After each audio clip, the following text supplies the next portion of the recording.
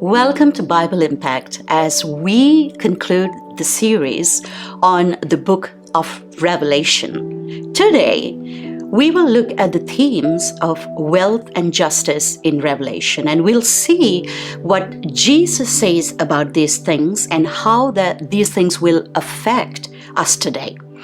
In the vision that Apostle John received, he saw 7 lampstands representing 7 churches. And today we are going to focus on the church in Laodicea.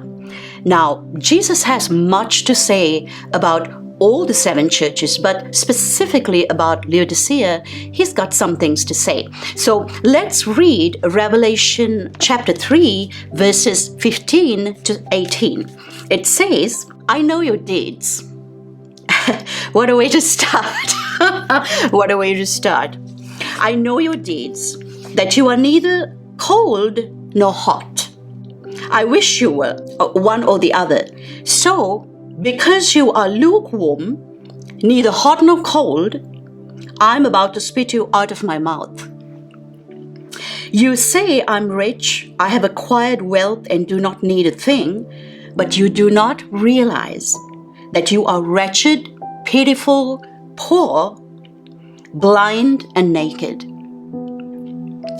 I counsel you," this is verse 18, Jesus says, "I counsel you to buy from me gold refined in the fire, so you can become rich, and white clothes to wear, so you can cover your shameful nakedness, and salve to put on your eyes so you can see." Now, let's talk about this city of Laodicea a little bit. This city was known for great wealth. Now, if you think about New York City or London or Tokyo, Laodicea was similar to these cities, and it was located in Asia Minor, which today is Turkey, and it was situated in the major trade routes that connected the city to Ephesus and Sardis, some famous cities from the Bible. Now, this city was full of wealthy people. And the history says that the wealthy people embellished Laodicea with beautiful monuments. And in 60 AD, the history says that there was a massive earthquake that sort of destroyed the city.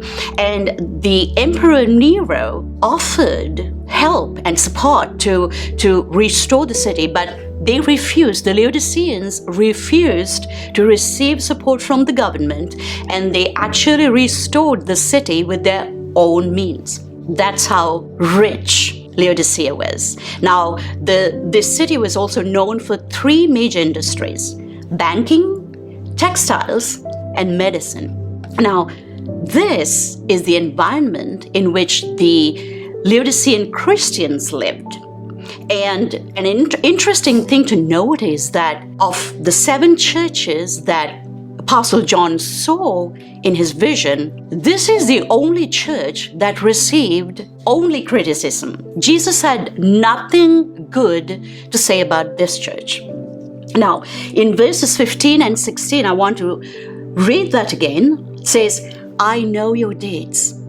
Jesus is like saying, look, I know it all. That you are neither hot or cold nor hot. I wish you were either. I wish you were either, one or the other. So because you are lukewarm, neither hot nor cold, I'm about to spit you out of my mouth. Now, this image of lukewarm water was very familiar to the audience that Apostle John wrote this to. Now, here's why. Archaeology shows that the city received water via an aqueduct, which is like a watercourse. It was about 8 kilometers away from Laodicea. It was a hot mineral spring. And by the time this water reached the city, it was a nasty, lukewarm temperature that Laodiceans hated drinking it.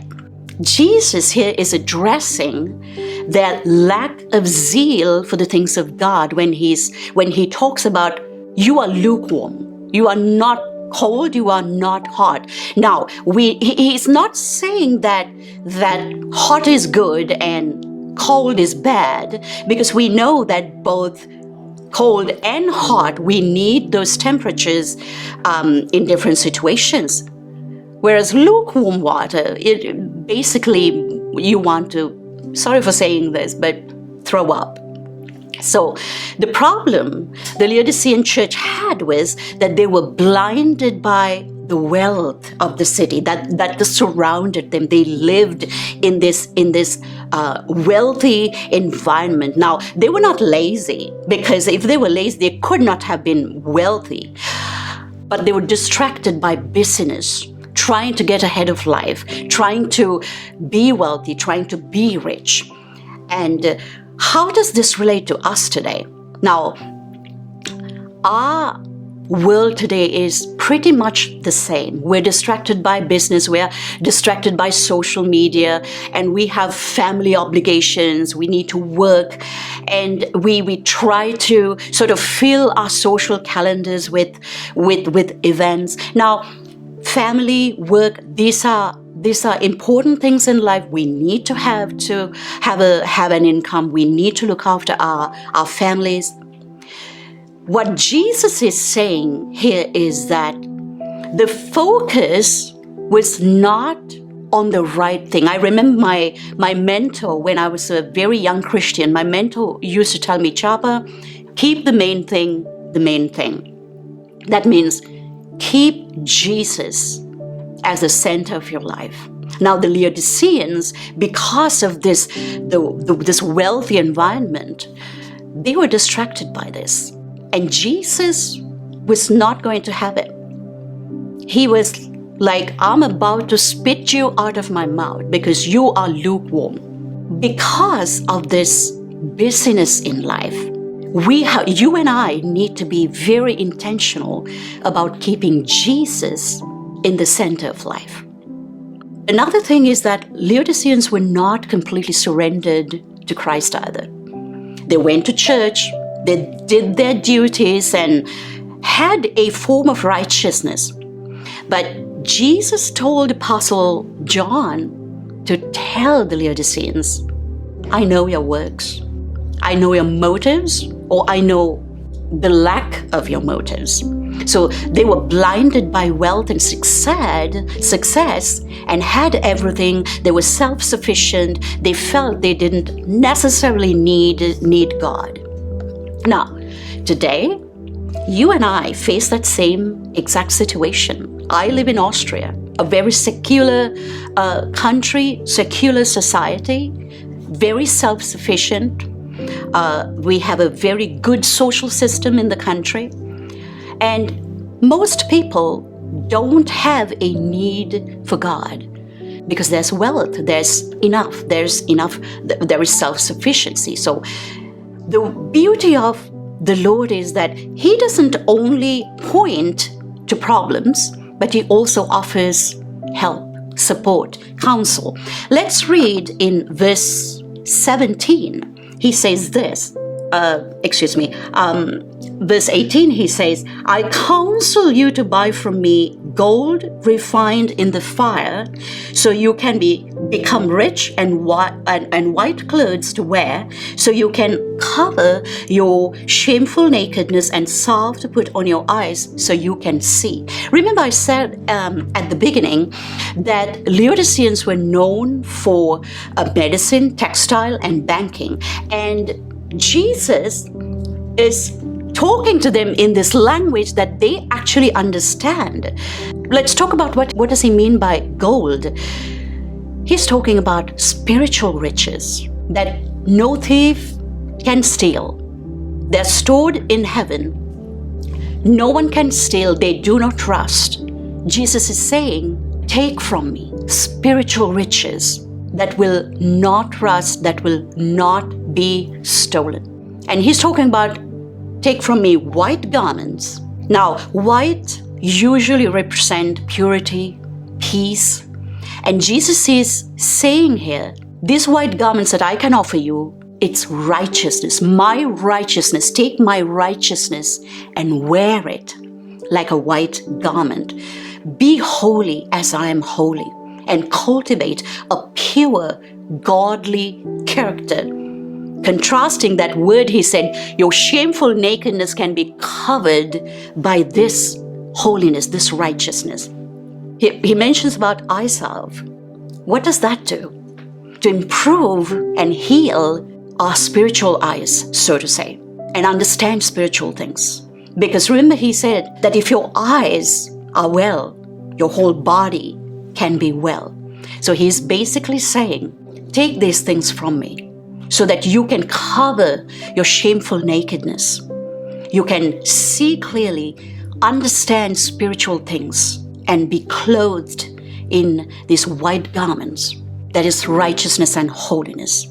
I want to bring this to your attention that everything Jesus does, it is a beckoning to whole humanity to come to him, to come back to him. Some of us have gone away from him. He's beckoning us to come back to him. God is willing, and he will go to great lengths. He will go to great lengths to get our attention and get us to turn to him so that we can get that gold refined by fire. You know, in the Bible, fire sometimes means troubles and trials. And you and I are promised, we are promised that we will have troubles and trials in life. Just because we follow Jesus doesn't mean that we are immune from the things around the world that can happen. But what does it do, the troubles and trials? It make us, when we come out of them, because Jesus promises us that he will walk with us through those trials and troubles. And just like Job said, when I come out of this, I will be as gold. So Jesus is saying, through these trials, through these troubles, I will form your character. Not just pretending to be righteous, not just pretending to be holiness, but you will be holy and righteous, and you will have the character of God, which is holy and righteous, so that we have proper garments and anoint our eyes with that eye salve so that we can see the spiritual things and understand spiritual things. Now, when we talk about justice in Revelation, in chapter 13, we are made aware there are tyrannical powers that are dominating the world through violence and the power of wealth. Now, some of the most iconic concepts we see in this chapter are the two beasts, described as the Antichrist and the false prophet. And we are very aware that the symbol that is mandated by the Antichrist is the mark of the beast, which is 666. Now, Revelation clearly tells us that without this mark, we will not be able to buy or sell. That means we will not be able to buy food. We will not be able to travel. We will not be able to function in life as we know it today. Now, what will happen through this is that there will be a marked separation between the true followers of Christ and those who follow the beast. And let's note this, that this mark will not be taken by anyone accidentally. It will be a choice of our will to take that mark. Because what happens is when you have that mark, well, you can move around, you can buy, sell, whatnot. But those of us who are true followers of Christ, we will not take that mark, and we will be marked by that. And what will happen is there will be plenty of persecution like we have not seen. There will be murders of Christians like we have not seen. Now, all these signs will be accompanied by blasphemy by the beast, and there will be cult-like worship that the beast will receive from the people on the earth. Now, Satan is a counterfeit.